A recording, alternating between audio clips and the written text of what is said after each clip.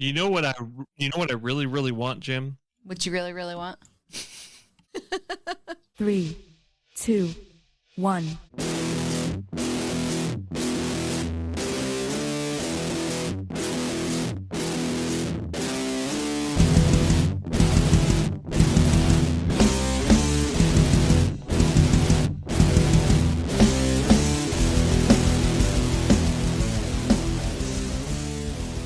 All right, welcome back to another episode of Server Restart In. This is odd because we're doing the intro at the end of the podcast. I'm going to move this to the front because we just kind of got online and just not randomly, but we started talking about Sylvanas, the book by Christy Golden that just came out last week. Brian and I have gotten to roughly chapter 20-ish. Kristen finished it. So we're just going to kind of jump right in, so it might be a little bit jarring, but anyway, thanks for sticking with it, and here we go. Anyway, so I think of when I'm reading a book, I think of it in terms of stars, right? So 5 stars, obviously good. 1 star, not so good. So as I started the book, I was like, wow, this is really, really good. 5 stars. Right? I got to the middle of the book and I was like, okay. 4 stars. Right? It's okay. It's okay. Get to the end of the book, I'd say 3.5 is what my final score was. Yeah. I liked the beginning of the book way better than I liked the end of the book. It's funny because I was getting annoyed with the beginning of the book. Yeah, see, I liked it. It was the beginning of the book is so far removed from the character we know. You know, like, well, it's funny because I don't mind the story. I actually like hearing the story or learning about the story and stuff like that. I just felt like they really stayed there a long time, and then like part 3. Yes. Feels very and truncated. I was like, what? Feels very truncated yes. I will agree. But I love when the Arthas started, the Arthas stuff starts. And she's like fighting to like keep those memories and stuff. Yeah. That's why I was like, oh, this is good. This is great. I just the other night I got sucked into it and couldn't stop. Part 3 felt very disjointed to me. And maybe that was an artistic choice. I think that's the point. To make it right. I do feel like the first half the book was very focused and easygoing. Yes. And then by the time they got to Arthas, like the whole part 3 was like filling in holes throughout the story at that point, which I thought the whole book was going to be more so. I think that's why I was kind of thrown off. Well, because I was like, man, I'm like really far into this. Is this whole book going to be like her history? And it was like just then. Well, what was frustrating? What was frustrating to me is like, this is shit I already know. You know what I mean? And so that was kind of like, I know all of this. It didn't feel like it offered any other insights into. I thought the Nathanos, whatever I say it. You know, I thought that was very interesting. I like that they clarified where their relationship was good. Like they had a sexual relationship. They had a, oh, don't rub it in. Sorry, honey. They had sorry, babe. They had poor guy. They had a relationship. They, you know what I mean? Jim, you can stay at my house anytime you want me. And even though they didn't resume it, shit don't work. That's all right. Well, I mean, I like that. Well, it's not just that. It wasn't just that their bodies were different. It was that those emotions were stunted. Well, they weren't even stunted. They just weren't there. She knew they existed and knew she should feel it, but they weren't there. I told you that like she didn't have it. So I mean that totally, like, that one sentence basically explains so much about like BFA and stuff. Yeah, completely. But it's still. It could be though. It was neat because before, remember, we were talking about how this sucks. We should just be recording this. It is being recorded. Oh, well, that's good. Oh, that's good. Jim could just say, like, we were talking about the relationship before and stuff, and that's another part I really like about it, because I like the idea that they're so crazy and evil and back and forth and all this stuff, and they do have a relationship, and they kind of like not really struggle with it, but there's something there. You really don't have to know about it, but it's kind of like heartwarming in a way to know that like they're like these evil masterminds, and they kind of have this Bonnie and Clyde thing going on. Yeah, it's they have the memory. I keep thinking about like Tyrion, or Tyrande cutting his head off. Yeah. And then like there's nothing left to it. Like we're never even told that she even knows about that. She may just run into him in the mall at some point. No, she knows about it because when Tyrande and her fight in Ardenweald, that's she where goes, she finds out about you didn't know that I sent him there. Like she says the jailer's keeping things from you, or he's keeping things from you. That's what she says to her. So that was when she found out, and she didn't know. Well, shit, and then that makes me question like how much remorse she actually has for it. Well, I mean, I don't know. It's not a big deal. It just kind of like there's such a like interesting, relationship in the story that's very disconnected and has a very broken history, which is like a super crazy lore win that WoW has, right? This whole idea, even the Arthas stuff, him going through, taking her and then using her to clear out her people. It's so dark and twisted, and it's awesome, right? Yeah. And then they have this backing relationship from even like their, like, the idea that the human being in the Far Striders and stuff like that, they're not supposed to be a thing, but then like she makes it a thing, and then like they're this ultimate pair. Yeah. I don't know. It's just like, it's a really cool fucking story. And then like you get down to it and you see the end of the stuff in the patch, and it's like, well, fucking A. Yeah. I think part of it is maybe because of the way she became undead, because her soul was splintered, right? Fragmented. So maybe the part of her soul that had the emotions in it, was gone this whole time, and she has it back now. But maybe because Nathanos wasn't killed by the Mournblade and by Frostborn, it didn't happen. Maybe he still felt that way the whole time. You know what I mean? But she just couldn't feel it. She knew what they had, but like just the feeling of those emotions just weren't there. So Well, that was in the BFA book, wasn't it? Where he had the necklace and stuff, and then didn't he have some remorse about what had happened with his dealing with the necklace or something like that? Well, he traded it away because she wanted this thing done and he was using it to trade to the blood trolls to get them to do the thing. Mm. And it was like the last bit he had from her. So I think what we I talked feel like about I remember them then. talking about. Well, like what we talked about back then after we talked about the book, it's like he still had the feelings, whereas it appears she didn't. And now we know we at least know she didn't. We don't necessarily know because I only just got to chapter 20. So I haven't finished it yet, so I'm past all the Arthas stuff into the next stuff, just barely.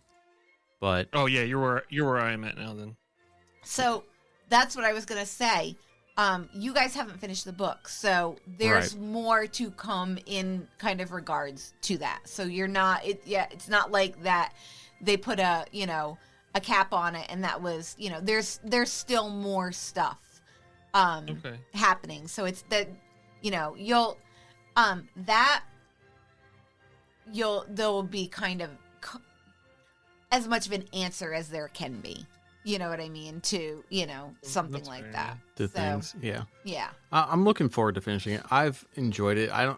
The change in style in the Arthas section, in the third section after the second interlude, doesn't really bother me as much because how much of it, like, she's basically telling Anduin all this stuff. Right. Right? She's recalling this as much as she can and trying to hit all the high points. And it's not all stuff that I have.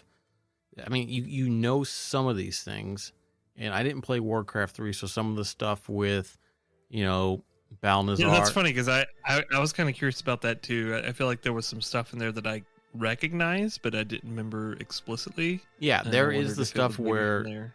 where she does get her body back and she does, fight against Arthas and all that stuff. I mean, that stuff happens. I know that happened.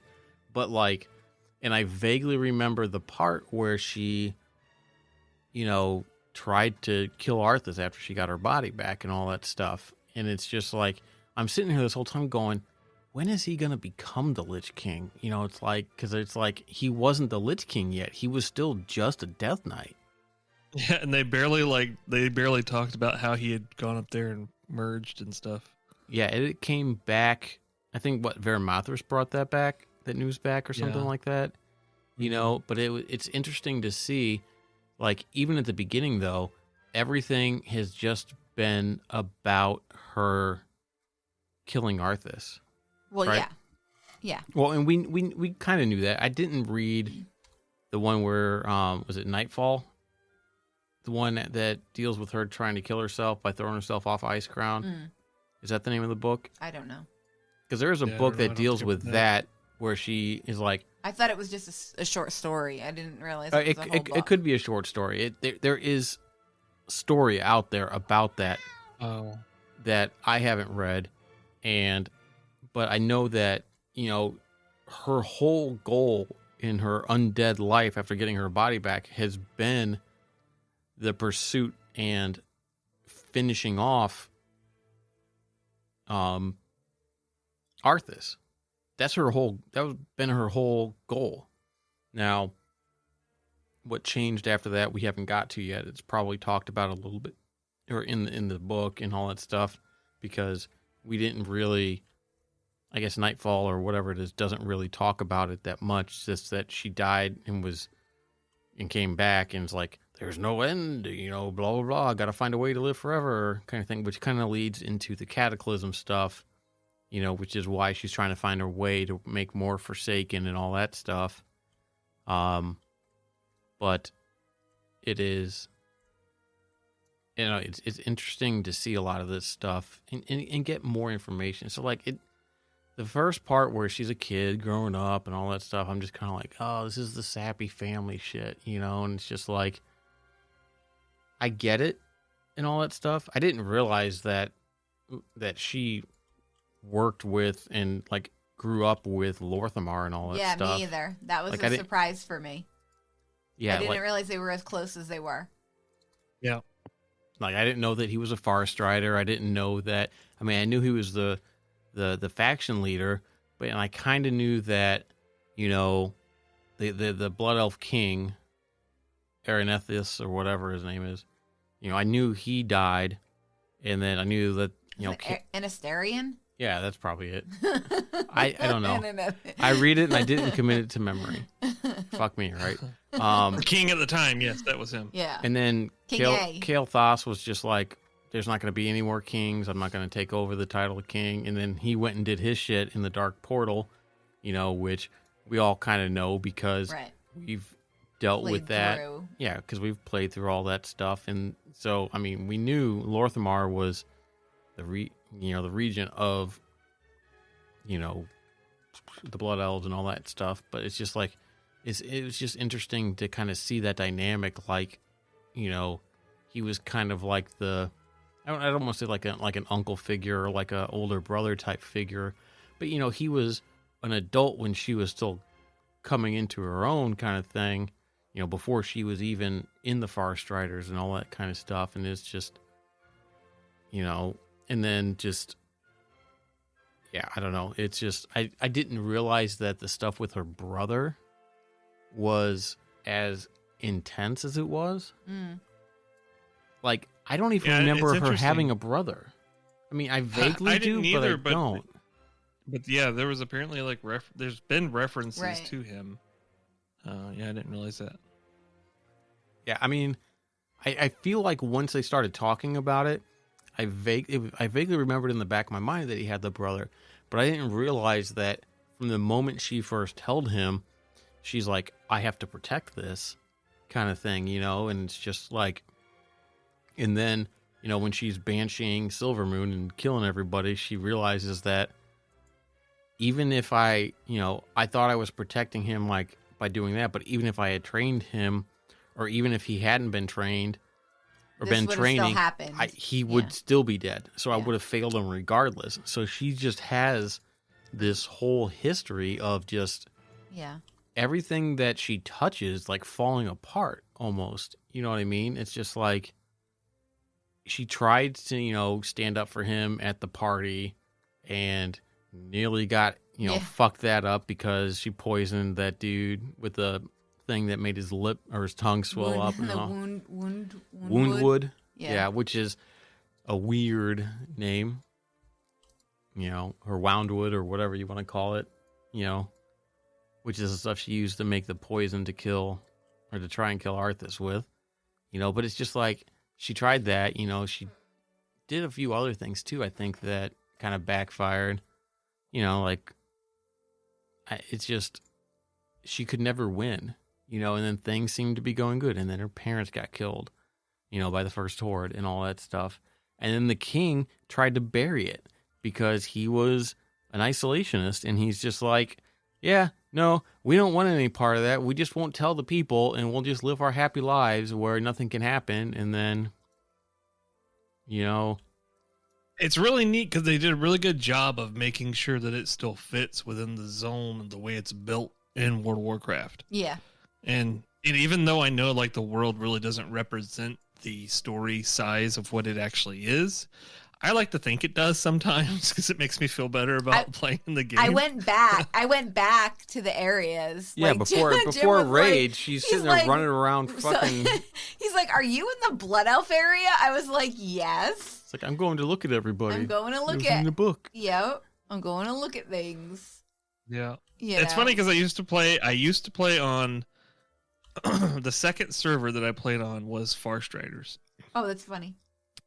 Yeah, and then like I remember Blood Elves, like leveling the Blood Elf when BC came out, and then like not even understanding anything about the lore. Sure. And you go to Farstriders Retreat and the Windrunner Spire. Yeah. Well, stuff. it's like I didn't think twice about any of this shit before. Like going back and doing that, you look at that stuff and you're just like, okay, yeah, a lot of this stuff.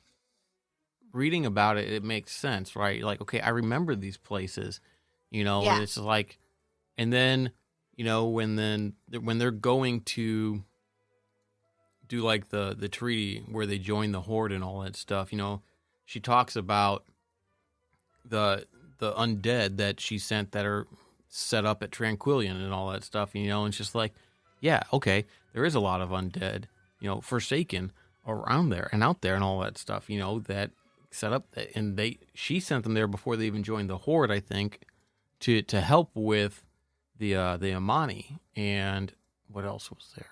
It was the Amani trolls were kind of having an uprising, and I think something else. Maybe they were still having issues with the Alliance or whatever, but she sent Forsaken troops to help. She was expecting not to hear back from Lorthamar, but she did faster than she expected. And it's, I don't know, it's just, I'm enjoying the hell out of it. I wish, and I get that the scope of some of these things can't be put in the game in any reasonable way that's not just like boring slog, just like it's hard, and so like they put in all these things, like they put in the did you get to the part where they bring the locket to Sylvanas? Yes, and she's like, I don't care about this. Yeah, which she does, but it's like she does, but she doesn't want to show it. Do you remember doing that quest? Yeah. I do remember that. Yeah, and it's that just was like, around the same time of the that was why I said that we're the adventure. I was like, oh, you're in the book because we are. Yeah, that's all what the adventure book. Was mentioned. Yeah. Yeah. And it's just that it's like they took a quest and that was tied cool. it into the book, so it makes it feel like you're a part of it. Like this is not only that, but like that they exist together. It's not like reading some of the books from like the first horde, right? Which is all retcon of orcs versus humans, or like basically. the War of the Ancients ones. That something that we weren't around for, or like there's no like game version. Because I'm pretty sure like the first orc stuff would have been either like Warcraft 1 or Warcraft 2. Like maybe Warcraft 2 with the Dark Portal. Maybe Warcraft 1 is like the initial stuff. But like, like they had the thing where like they took over the Red Dragon flight and the orcs were breeding them and flying them and using them as weapons, which they integrated into the story. But that's all stuff from other stories. You didn't really experience that as a player in any sense, right? And it's just like, but that Locket quest, if you've played Horde and you've done the Blood Elf area, you remember that. Even if it's been forever. Now, I don't know if it's because I did a Blood Elf in BC Classic, and had just done that or whatever, a couple months ago that it was more fresh, but I'm pretty sure I would have remembered it anyway. No, I remembered it. I haven't played a Blood Elf. I haven't leveled a Blood Elf in years, and I remembered that quest. Yeah. So, I don't know. All I have to say right now is this book is really good. I think it's leaps and bounds better than the Before the Dawn or whatever the BFA one was that we read. Which one is that? Oh, the one with Flynn and... No, we haven't read that one. I read that one. Didn't I read that one? With Flynn? No, not that's the Exploring the Eastern Kingdoms or whatever. Didn't that set that one up, though? Oh, yeah. No, yeah, it had them in it, but that's the one with Nathanos. It was Dawn of War or something like that? I don't know. It was the BFA one. Oh, that was the Legion to BFA one. Yeah. Yes. Remember, because that's where they go meet with Talanji. The Hold on. No, that's the BFA one. That's the BFA one. I'm sorry, that's 2 Shadowlands book. The 2 BFA book was the one where I think Kalia, wasn't Kalia first mentioned? That's not the one around there. That's not the one I'm talking about. I'm talking about the other one. Hold on 1 second. Holding. It's on the bookshelf. Oh. It's on the bookshelf. That makes sense. Shadows Rising. Okay. Yeah. That's the one. Shadows Rising. Hold on. Let me put my ears back in so I can hear you guys. Yeah, Shadows Rising is the one that I didn't care for. And I don't. That was the one where they talked about, like, they constantly were using the word wrong, like breaches or something like that. There was like something in there that they were using wrong, and I was like really mad. But that's the one that the author kind of had a little bit of like controversy surrounding her or whatever. Yeah. But Madeline Rowe or whatever, or Rue, I'm not sure. But regardless, I think that there is a distinct difference in the writing styles. And I just think that Christie... Before the Storm? Before the Storm is Legion to BFA. Right. I'm talking about Shadows Rising. Yeah. That's the one that's before Shadowlands. That's the one with Nathanos and the Locket and all that stuff. I don't know. It's just... You can... I don't know if it's... Christie Golden has more experience writing these types of books because she's written a whole bunch of WoW books, so it's easier for her to step into that. It just feels really I mean, she is good at doing that because I remember reading Buffy Christie Golden books, what I mean? So, like... You get to a point where you just like certain people's styles. And it's just... Well, she goes... I mean, the Richard Knack... Yeah. And her go, like, all the way back to the beginning, really. Yeah. Which, I mean, because she was a part of the original, like, War of the Ancients and all that stuff as well.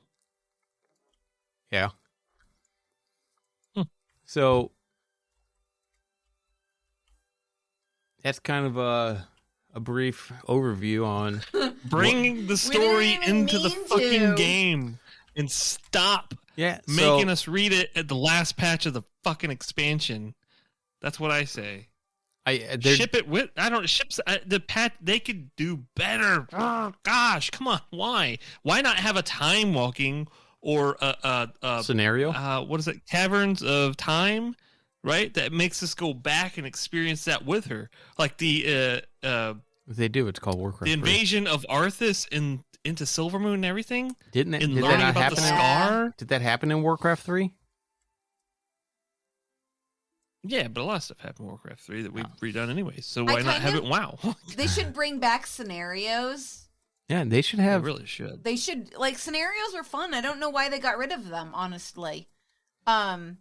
You know what I mean? So you could play through certain key points in history. Yeah. Like, that would be really kind of cool. like Chromie Time. Kind of like Chromie Time. Whatever happened to that? It's still out there. It's Legion stuff. You can go do it. I mean, I've already done it, so it's kind of like... Did you get all 4 armor sets? I believe so. All right. They could really do something. Yeah. In game more to support stuff like this, and I'm sure it's not as easy as that. But right. It's easy to say. I would like them to try harder. I wish it was easier. And again, you know, it's like when you're developing a game and you're doing that kind of stuff. It's like they're at a point right now where delays can kill them. You know what I mean? Like they probably feel like they have to or do have to get stuff out in a timely fashion. And this is kind of something that you would need to start working on, but you also have to work on the next expansion or the next content patch and all that stuff. There's a lot going on. And I mean, I'm just saying they probably would have an easier time doing that if they would stop laying people off. Well, you know. Yeah, that's funny because now we can transition to some news. To converting 1,000 QA testers. Yeah, you know. 11, no. They just came out. Their Activision Blizzard is taking 1,100 temporary contract workers and making them full-time employees. Really? Yes. Oh, okay. Is that what you were reading that you said we? But talked it's about? only to test Mythic dungeons. Oh. It is not. Shut up. Is it really? It's not. Oh. They said they're getting. That would be a kind of an example of what we're getting, what we asked for, but not in the way that we were, you know. It doesn't say who they work for. It just says that they're converting QA workers from temporary to full-time and increasing their salary to a minimum of $20 per hour. However, there are like the recently unionized members of Ravensoft QA aren't eligible for it because they're saying they don't want to do anything right now because there's a vote that hasn't happened yet on whether or not to actually officially recognize the union. So they are, you know, they said due to their legal obligations and the National Labor Relations Acts were prohibited from making new kinds of compensation changes at Raven at this time. And, you know, they did talk to a lawyer who did say, yeah, you can't really do that because it could be seen as trying to undermine the negotiations or whatever. just trying to deter them from unionizing. Right. Because it's like, well, you know, we're going to give you all this money, so maybe you don't need a union, right, and all that stuff. Right. And some people are like, oh, they're just trying to not give it to them and all that stuff. And it's like, apparently, back in November, too, they changed a lot of their stuff. Pay and holiday time off benefits were expanded, included a new minimum wage, more sick days, and like they took 500 persons and made them full-time as well. Apparently, though, there were 20 other people that contracts weren't renewed, but I mean... Well, I mean, sure, but that happens, right? Because maybe their work was subpar. Maybe there are reasons, right? And I think they were Raven stuff too, but like, you know, it's just like, it doesn't matter what they do. Everything's going to get looked at through the lens of whatever. Well, sure. You know, and so... Yeah, that was just kind of something I saw, and I was like, okay, that's a pretty decent piece of news. You know, it's like if they can up their employment, get more people going, you know, they can make a better product. Yeah. You know, and if you have, you can get better releases, and you can build the faith up in the community when you don't release buggy things and things aren't, you know. And bring back tier sets. They did. I know. When they bring them back, that's what brings all the people. I'm doing LFR now so I can get my tier set bonuses. I haven't done LFR in a long time. I have yet. You got a point. I did a shit ton of LFR. I haven't done any LFR. I did it like last week, I think. maybe I had a couple. I have not gotten a piece of tier gear at all. I got one, like the first week I did it, and then the last 3 bosses, which have most of my tier, didn't drop a single thing, and then I got a shitty trinket. So, yay. I got a 2-piece, and I needed it because my DPS sucks. Yeah, I have 2-piece too, and let me tell you, I really like the Druid 2-piece set. So far on every spec that I've played, because I roll around the world as Guardian, but then I heal in raids, and then DPS in Mythic Pluses. So it's been phenomenal. Like the 2-piece one has been great in every. It has not been underwhelming at all. I've enjoyed it very much. I can't wait for 4-piece. Must be nice. Yeah, well, go do LFR. Odds of getting it, it doesn't matter. Your odds of getting it go up each week because more people have gotten it, and so they don't need it. So if somebody says, "Oh, hey, I don't need this," then what's this thing about the creation catalyst? Catalyst? There's something in Yeah. So that comes out next Tuesday. Yeah. The way that I actually didn't realize this was a thing until like yesterday. So I had no idea. The problem with it is that it takes a while for it to build up power, right? So it's like you can create a piece of gear the first week, but only one. And then it takes less amount of time to charge up to make a piece into a different piece. So as time goes on, you'll be able to do more and more items per week kind of thing.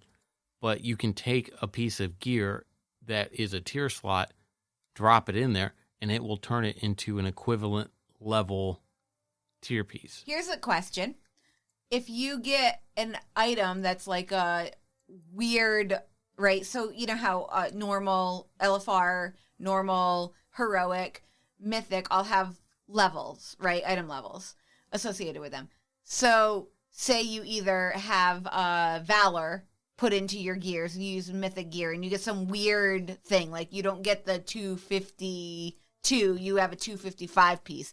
Does it make that tier gear a 255 piece? Yeah.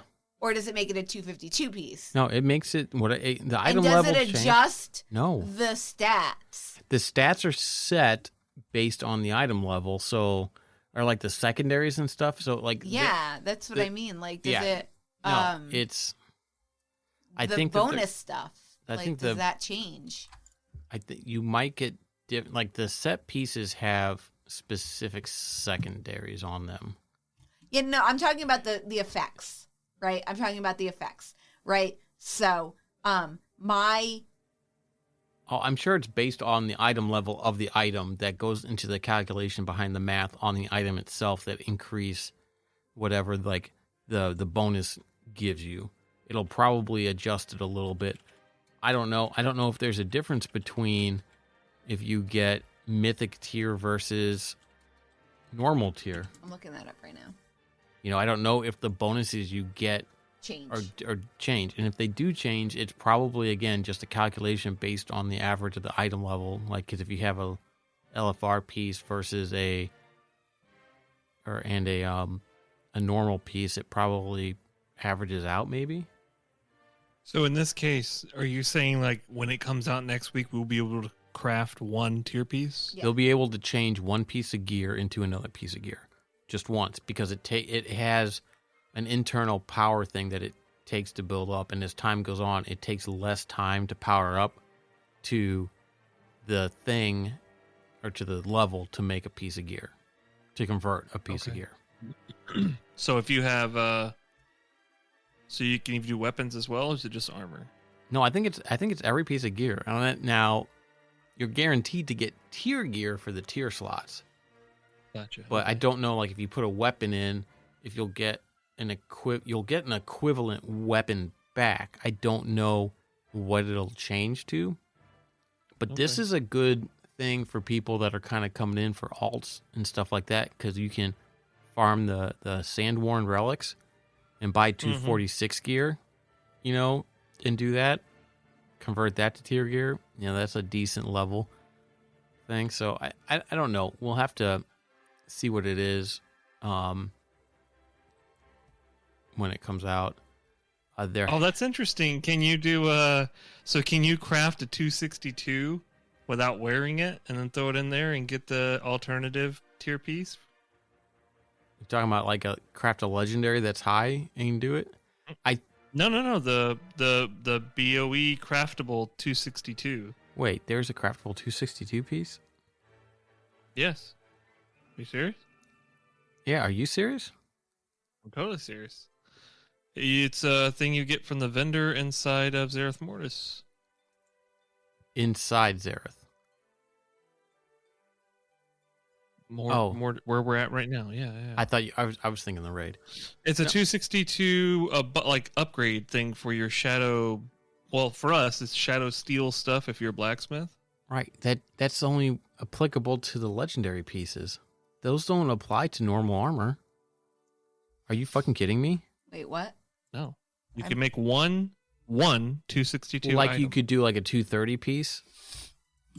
You could do 233 all day long. No, well, no. In Korthia, yes. when that came out, you could do a 230 the one blue is piece. 262. I didn't realize that. The one is 260. I'll You have go- to get the thing for it though. It's crafter's mark of the first one set item leveled at 262, and it's unique equipped. Shadowlands crafted. Interesting. I'll have to take a look at that. And then the lower level thing I think was like 233 or something like that. It was 230 you was can the have, Korthia one. Yeah. Well, you can. What I'm saying is the crafted gear without the unique equipped I think was like 233 or something like that. So it looks like all the things are the same, right? So all the not the secondaries, but The all bonus effects for the bonus tier effects piece are the same. Like, so you're getting the same timing and everything for. So yeah, the only thing that's going to change different is the stats on it. Yeah. Well, even the main stats will be different. Sure. Yeah. Yeah, the stats will be different, Yeah. which is fine. 925. Apparently, there's going to be so we know the cross faction, instant stuff is coming out, right? Woo woo! Night Elf Druid. So apparently, there's also going to be cross faction trading. Huh. Which Traders. trading? Yeah, Which not will trading. Tradering. Which is interesting considering the different realms don't have that Right. trading It's function, still- but different factions. So cross realm isn't implemented, but if you're on the same server and you're in the instance, you can trade. It also makes sense. right. There might also be, but this also might mean that you might be able to send stuff to your, opposite faction alts as well. Well, I think if they probably only make it so you're in instance, maybe That's a it direct won't- trade, though. That's what I mean. Maybe they, maybe No, and maybe it'll only be when you're in an instance, like so for gear and stuff like that, right? That is probably No, because on the PTR, cross faction trading in an instance content and cross faction mail is enabled, meaning you can mail stuff cross faction. Oh, Probably only to your you could always mail stuff cross faction. only BOA stuff. Sure, but it was still you could still do it. Right, but you couldn't send gold or items or you know what I mean? But now you're going to be able to do all that stuff and potentially Have they said that you're going to be able to do that? people have said that it's enabled on the PTR. Oh. So it exists. Okay. So That's interesting. yeah, it'll be No more having to do this stupid trick with the auction house and the Goblin Auction House. yeah, where you can't even buy something Hallelujah. on an alt. You have to Have a have friend. somebody else buy it for you because so dumb. So let's see. Did we talk about season 4? What's season 4? That's so right now we're in season 3. Season 4 is going to be kind of like a fun like thing where you Fun thing. well it's you're going to be able to It does sound interesting. you're going to be able to do other raids for oh yeah. and but they're putting vendors by the Great Vault that are going to be tied to that somehow. So whether you can buy things or upgrade things or get tokens or something like that, I'm not sure. But that's going to be You know what I really really want, Jim? What you really want? The poke poke, poke, poke. The buffs you get in Zereth Mortis, they should bring all the way through for season 4 and just have a all out shit fest, kind of like 9.3 was, because 8.3 when with the insanity 8.3. Sorry, getting ahead of myself here. corruption stuff. Yeah, with the corruption where you could take. Remember how like crazy that was? Twilight Devastation. Would you stack all your buffs minus the Pokepokes buffs that I never get, even though they're blue instead of white? Yeah. Like when you stack 5 of them up and just go out and start, I rip shit up, man. What buffs are you talking about? You go to the buff generator thing and you can get, for 2 points, you get a buff for an hour. Or if you have it all the way maxed out on your control panel, you can get a buff, like 5% strength, 5% to your stuff. They're like the things you got in Torghast. No, I don't do any of that. Oh man, you got to do it. You got every time you go to do your dailies, world quests, all that stuff. Just go spend all 5 of them if you got all that maxed out already, and you get these buffs for an hour. Man, I'm sitting there with like 40% crit and all kinds of stuff, and it's fun. I can go rip the shit out of some elites in the sand area and all kinds of stuff. But it's funny because I started feeling like, oh man, this feels tons of fun. Like I started to feel like it was in 8.3 where you like, or like I had to jump out of the circle before I died, the one I generated, because I had so much corruption. Yeah. Stuff like that. But it was powerful. And I'm like, oh man, they should really bring shit like that back. If they're going to do stuff like this, where you go back and do the raids for whatever reason, and it's kind of relevant again, why not? Yeah. Like, those powers in Torghast are fun. The fact that you can't use them outside sucks. Powers in Torghast even when there's so fun. many... Yes. There's so many buffs that are like, you can only use these in the Shadowlands outside areas and all this stuff. Okay, that's fine. Then let me have some Torghast shit, because we can do that. And that's what that little thing does in Zereth Mortis. They should bring that, I'll have to check that out. You need to let me have my shape-shifting one. So I have, I mean, they have it a little bit in the form of the legendary, but it's not anywhere. It should be anytime I shift, I change form, like the legendary Anytime power. Anytime I shift. Every time it changes, I get, if I go into Moonkin form, I get Starfall. If I go into cat form, I get Stampeding Roar. If I go into bear form, I get Barkskin. If I go into caster form, I get I don't remember what I get. Anyway, it's been a while since I've got that power because Blizzard is... It'll be interesting to see what they do with this Season 4 stuff. It's a new concept. It's a good concept. It's a good way to make the game entertaining. Relevant for a longer period of time. Well, it doesn't... all they're doing. It doesn't stagnate, right? Because... They all but told us that it's going to be a while before the next expansion comes out. I mean, to be fair... I have been playing a lot more. Oh, yeah. Then I got my Flawless 12s done the other day, so I got a new mount. But I've been playing a lot more. This is the 3rd day that I've logged in since Raid. And matter of fact, I logged out the other night, and I was like, okay, see you guys Sunday. And then the next night I logged in, and they're like, wait a minute. What are you doing here? I thought you weren't coming back till Sunday. And I'm like, what? Today's not Sunday? It was Tuesday, I thought. Yeah, it was. Gotcha. And I was playing, and I played the entire night. So, cool. I have been playing a lot more. So that's good. Maybe I needed a little bit of a break. Probably. Because I definitely went hard. Legion, I went hard because you had to go hard. Right. And then I was PvPing. I was doing mythic raiding at that point. I did everything in Legion, like everything that could be done.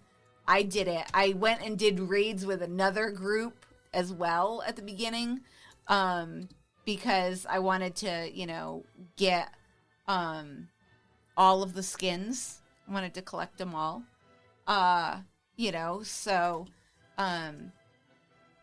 And then I continued on with that in BFA. right? I continued to doing the same thing because I was raiding with the same group and, you know, blah, blah, blah. So I probably needed a nice long break after that. And I had it and I enjoyed it. And now I'm kind of having fun, you know, playing WoW again. Yeah. And it doesn't help that the Incubus is a snack. All right. So we're about 12 days out from the announcement for the new expansion. There was some interesting data leak stuff that happened about 5 days ago. That would be on the 2nd of April. Oh, is this the Dragon Isle stuff? So Dragonflight. So apparently the public source code of the website had strings for shop stuff for Dragonflight base heroic and epic expansion pre-purchases, as well as it's such a goobery function too. Like, oh yeah, it looks like it was planted there for. Like, that's kind of like, what. All right, we gotta link this somehow. Probably right, I was got it. right. Yeah, I will say I kind of wish that data mining wasn't a thing. This isn't even data mining because this isn't like source code for the game. No, but people are going through and looking for that stuff, and I know. that's a direct result of data mining. I mean, I wish that it wasn't a thing. I wish that we could be surprised for stuff. I wish that we could. I mean, you know, we could. People just need to stop doing it. I Or mean, they need no, to it does. stop. She's got a point. It does suck because even if you're like, just like Thoughtbot was the go-to place back in the day, Wowhead is now the go-to place and has been for a very long time. But Wowhead is like on steroids, you know? You gotta like make sure you click all your stuff to turn off the spoilery stuff really quick because Wowhead will spoil it for you. Yeah. And that's fine. Like I agree with you, even though I'm like completely the opposite. I would just eat everything up completely. Mm-hmm. Even the fake spoiler or the fake posts about stuff. I will eat it all. But I think I'm just like hungry for more. Yeah. And I think that's why like I feel that way. But I do miss like the big announcement stuff. Yeah.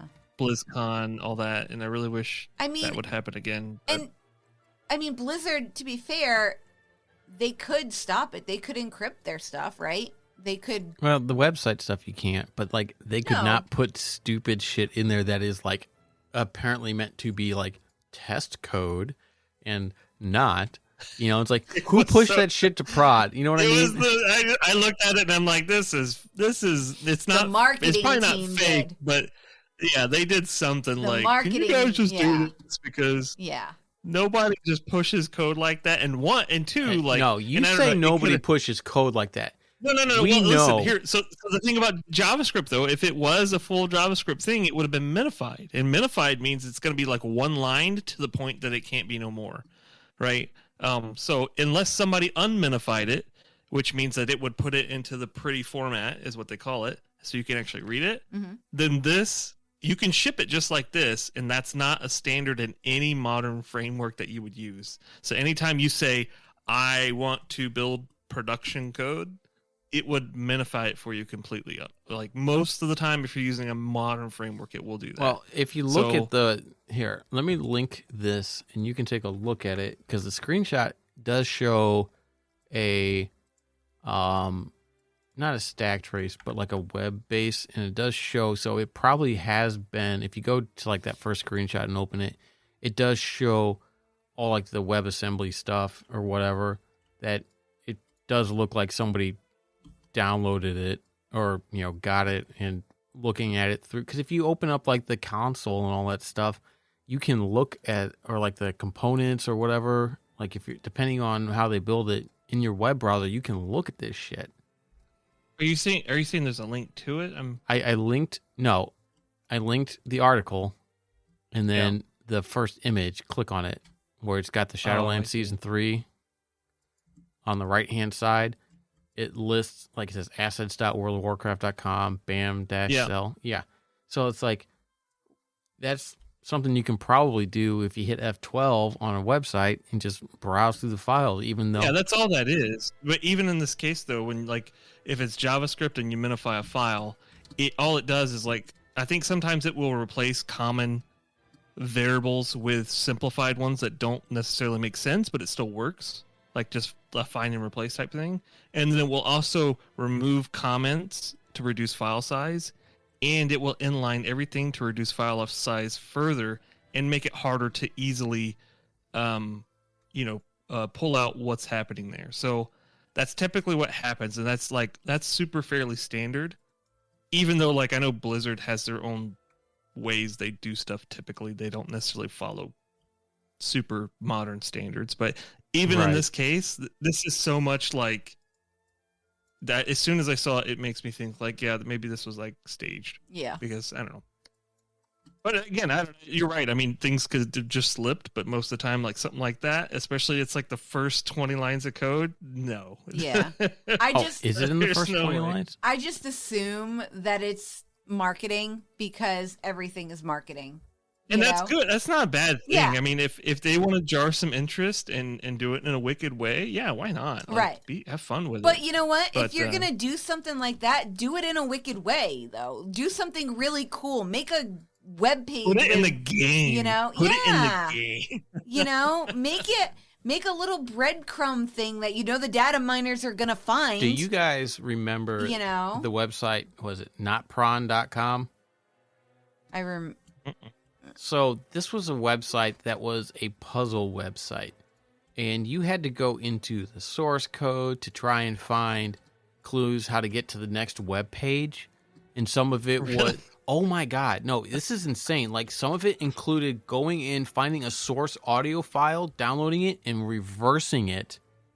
No way. Yes. Oh, I do remember that. Oh, yeah. and like there's like a picture. I do remember that. And it's like you want to go open the door to go to the next page, and if you move your mouse over into like the handle to click, but it does something and it like locks it. So you have to like somehow get your mouse and like do like weird stuff. There's one where you have to go into the code and change true to false. There's like a thing where like it flashes and shows Morse code, and you have to like decode that to it's fucking, it was an amazing website. And I don't know if it's still up or not, but something along those lines is what you're saying. Yeah, it's notprawn.com, and it's the hardest riddle available on the internet. And people have done it, and it's just like, it starts with a picture, number one, and it says enter the door. So you click on the door, it takes you to the next page, and then you go to you mouse over the door to open the door, and you get a pop-up that says door is closed, trick it, or reach level 3 in a different way. Oh, it gives you hints now? Get the fuck out of here. I mean, this stuff used to be crazy difficult back in like 20 years ago. You know what I mean? Probably difficult for people. Yeah, too, but like if they were to do something like that, how like be clever. Like when Transformers came out, they had like that Area 7 or whatever, Sector 7 had like the websites where they had like all like the fake like archive videos of like Transformer sightings and stuff like that. But don't do what Aqua Teen Hunger Force did in Boston and where they put the Nignog, the Moonanites, they made a light bright. They put a light bright fixture of the Moonanite. Yeah, and they got arrested for. Don't do that because it looked like a bomb. Yeah. But anyway, don't do that. Yeah, so I don't know. I think that pretty much covers everything that we, I think, really want to talk about. I guess we'll go ahead and Brian and I will finish the book by next week since Kristen blew through it. I did. And we will talk a little bit more about it next week and hopefully have some more things. Oh, we did really good in our raid this last week. We killed 5 new bosses. Amazing. 5 new bosses. Yeah. I can't believe everybody was carrying me the whole time. It's crazy. I mean, I feel but like you weren't that dying every week. So I had to grab my DPS meter and drag the window down a little bit so I could see where I was at. Which one are you using? Because if you're using details, you can have it just automatically pin yours so it's always on visible. Even if you're at the bottom, it shows you at the top. No, it doesn't show you at the top. It shows you at the very bottom of the window, and it puts the number that you are there. But it still at least shows you. No, I don't ever have to do that. So. Well, you're healing. I got a plan. I'm all right. I got a plan. And I feel like I'm keeping up with our other better geared healer, which is good. I will say there was. Let me see if I can go back to the first page. They did have some numbers for DPS ranking in the raid, and apparently Frosty K's are ranked too. Do that. Really, Frosty K's are ranked. Yeah, but too. I'm. We're a balanced. It's heroic. 4. 4. Balanced druids are 4. Really? Okay. Yeah. Oh, I see. Okay. I mean, they are because balanced. Are you running Fury, amazing. Brian? No arms. Arms. They're towards the bottom. Mm. But that's know. but that's heroic, and that's week of the 29th. And again, this is all I'm sure off of Warcraft logs and all that stuff, and it's just like whatever. I kind of redid myself a little bit, and I went into LFR to kind of to actually see if I could get another tier piece, but yeah. But I stayed in the top 6, so I felt okay. Yeah. And I kind of challenged a Fury Warrior a few times, but it was granted, like they are definitely a bunch of steps ahead. Like Fury Warriors are on par with where you guys were sitting at the top of the meters, and I kind of expected that, but I think that I'm gonna make a few changes and see if I can bring it back up a little bit. I did have to balance out a little bit the other day, and my character felt better when I was going through my rotations, so I think I nailed it down quite a bit. Good. I feel like we're not bad. I mean, we have 3 bosses left. I feel like this is the fastest we've cleared 4 bosses left. 4. Yeah, 4 bosses. 4. Sorry. 4. I can't wait. I feel like did we extend? We're gonna extend. We're gonna we extend. are gonna extend. We're gonna take a look at Anduin. If we get to the point where we are having difficulty, because there is like kind of like a DPS check in there, we'll just step out, reset, and go again. And just get some tier. But we'll see if we get to a point where we're not going to spend 2.5 hours on one boss. That's demoralizing. Yeah, I agree. Yeah. So, but I feel that to ride that high of killing 5 new bosses in one run, we're going to go ahead and we'll extend, and we will take a look at Anduin and see where we stand, right? Fair enough. That'll give us an idea of where we sit as a group overall. I feel like we weren't bad by any stretch DPS-wise. You know what I mean? Like, I feel like we weren't... Most of our still had mana healing when we ended bosses. I mean, some of it was, I had a lot of low, my thing, said to me, whoo, low mana a couple of times, but I'm a druid. So, I mean, that's... I feel that our biggest hurdle is always getting used to mechanics in a fight. Yeah. And when you have mechanics that are involved, it can take some time to get auto mechanics? Not auto mechanics. You got to step in the zone. Auto zone. I thought Artificer was going to take us a lot longer than it did. I'll be honest. I thought the portal thing I know. I only had a few runs on it that the second week we got to it. Because you missed a couple weeks of it. And but I mean, I'm like, I know what I'm doing. I'm like, oh, this isn't hard at all. It's not bad at all now. Yeah. Yeah. Once we figured out that we could clear traps, that made a big difference. Yep. Because before we weren't doing that, but Death Knights and Rogues just no more traps. Nice. It's nice. It's very nice. And it's not, we don't have to call out, it's just kind of like we just got to remember to not should I get one more, and then have you get stuck because your whatever doesn't necessarily last long enough to do it. But it's nice to be useful. I don't care if my DPS goes down, because it helps everybody else. Individual DPS means jack shit. Yeah. If it's when you start losing people that things get hard. Yeah. Right? And it's just like that makes it difficult on everybody. Speaking of which, Jim, I do appreciate a few of those battle reses you threw me the other day. Well, I look at where we're at. I try to gauge I try to gauge where we're sitting at, how early in the fight it is, how much we need No, DPS. I got you. I got you. It's a hard decision to make. You know what I mean? And it's just like, Right. No, 'Cause you don't I know. totally get it. Yeah. A couple of times, like, we'll res somebody, and then A a tank healer goes- will go down, or or a tank will goes go down, and you're it's just like, fuck. Yeah. yeah. You know, it's just like, it's I won't lie though. I'm having. It's fun. It's fun. I like it. I'm It's enjoying fun. the raid. the raids have been pretty good this expansion. I won't. Yeah. I won't lie. The environment of the raid is boring as hell. But I like the bosses and stuff. It's and then, having fun. Trash is kind of Trash is bastard sometimes, annoying. but Trash is always annoying for us. They give rep. That's all I care about right now. oh yeah, because you need to get that rep up. Yeah, I do too. I got to get my rep. I do too. Okay, it must be just because I did shit every fucking day since it came out. That's why. Because Except That for is like this exactly week. why you don't have a shush. Because I'm exalted with them, so You're exalted, Yeah. Jesus. I've been maybe I'm not exalted. I'm struggling through honor. I'm not right exalted. now. I'm definitely revered because like when the stuff became available, I was able to do it. But I don't think I'm exalted yet. But like I kind of like, it's just a tabard, Yeah. you know, and a mount. It's like, Yeah. I'll get I there. got 2K, and I'm gonna recraft that Unity, and I'm gonna recraft my other legendary too. I got it all set up and ready to go in my bags. I just Oh. want just to need be to able to reach. make it a 291. You know, that's Yeah. all.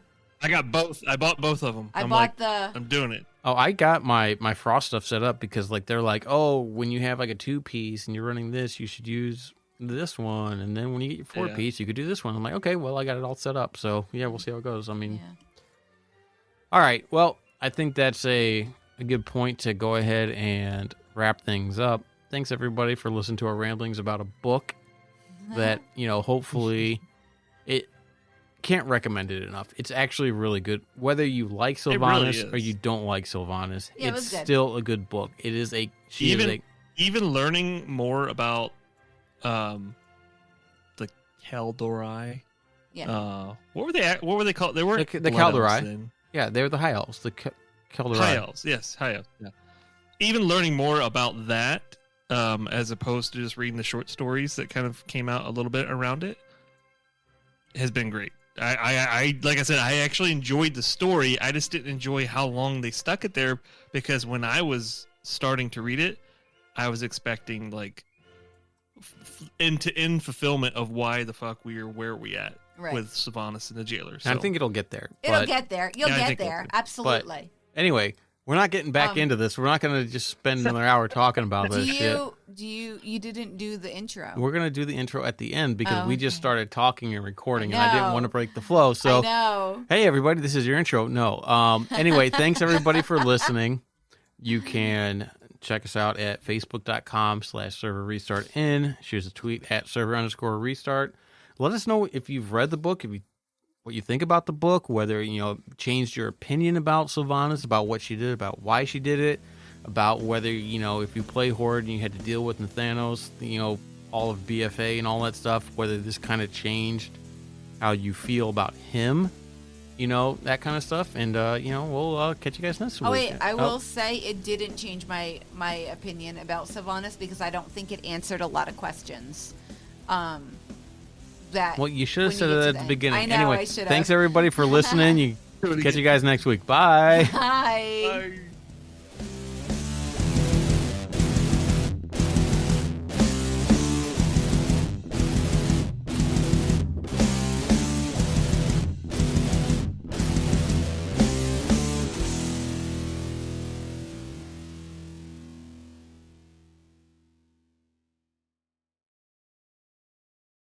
Three, two, one. Oh yeah, and Jim, Chris, and Brian. Yeah, we're all still here. I don't need you guys to do that part of the intro. 3, 2, 1. Anyway, and here we go. Break. 3, 2, 1.